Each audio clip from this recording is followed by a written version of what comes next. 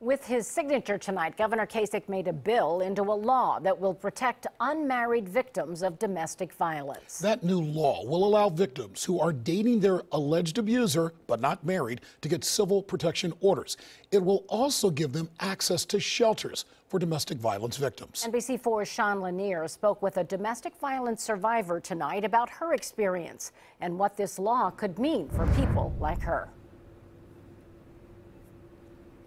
Well, Ohio is now off the list of states that did not offer a civil protection order to victims of dating abuse. It's a step that the governor says is needed and is important in protecting all Ohioans.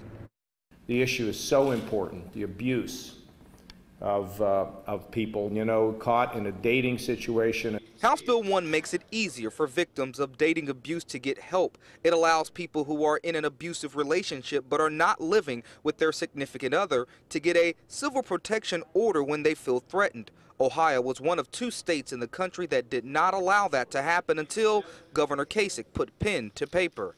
We all seek justice, don't we?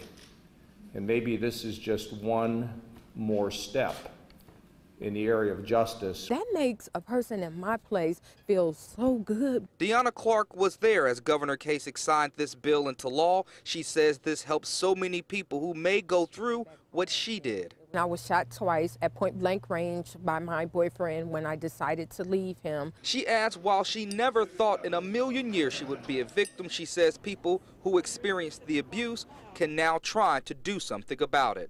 It gives those that are victims or going through abuse more ammunition to speak up about what they're experiencing and not be so afraid and fearful. And Deanna says that this signage of this bill into a law made her feel especially happy because it made her feel like her voice was heard. Local for you in Columbus, Sean Lanier, NBC4.